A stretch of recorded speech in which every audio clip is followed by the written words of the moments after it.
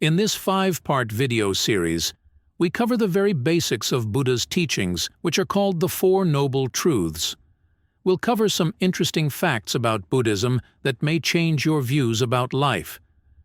The goal is not to go into deep psychological analysis, but instead on how to use the Four Noble Truths in simple and practical ways that are relevant in your daily life. We'll explore how the Buddha addressed a question that led him to enlightenment. It's a fundamental question that most of us struggle with. Who am I? Where is the self? Buddhism presents an interesting perspective on this topic, a perspective that is potentially life-changing. But how is this relevant in one's daily life? Can we benefit from knowing life is just an illusion, with constant craving, clinging, and feeding off delusions? We need to understand why and how we hold on so tightly to life's illusions. Knowing this, we can allow more freedom to flow in life. You don't have to be a Buddhist to enjoy the benefits of these teachings. The Buddha's teachings differ from the concept of an eternal soul. Instead, he asserts that you are not simply consciousness, sensation, cognition, volition, or any other cosmic essence.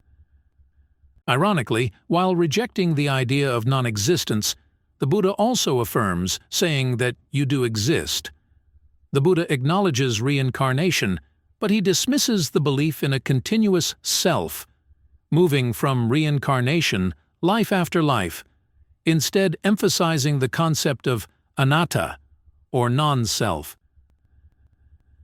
In our modern world, the concept of Anatta might appear strange. Nonetheless, the Buddha emphasized its significance, stating that embracing Anatta is crucial for attaining profound enlightenment. He stated that understanding both one's true essence and what one is not acts as the path toward permanently ending suffering. Understanding the Buddha's concept of no self requires delving into an intricate subject known as the Five Aggregates. What the Buddha perceived as I am me, or I am self, is essentially a combination of 5 elements called the Five Aggregates. He realized that what he habitually identified as his self, his I, is merely a blend of these 5 aggregates. These aggregates represent the aspects of our conscious awareness, forming the elements that shape our perception of reality. These 5 aggregates, which are constantly changing, are impermanent and do not remain the same for 2 consecutive moments. For example, when thoughts flow in and out, when the body changes, when perceptions change. The 5 aggregates work so seamlessly together, we believe it is the self.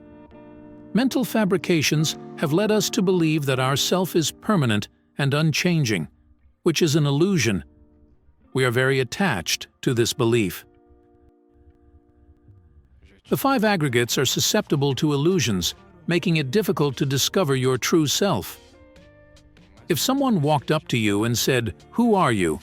and if you looked into it very deeply past the illusion of self, you would be nowhere to be found.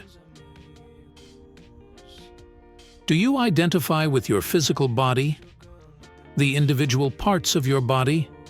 Maybe your mind, which after all is just another part of your body. Where is your essence stored? Where is it to be found? Perhaps you associate yourself with the composite of your identity, which is mostly made up of past causes and conditions. In the next video, called The First Noble Truth, we will take an in-depth look into these intriguing questions.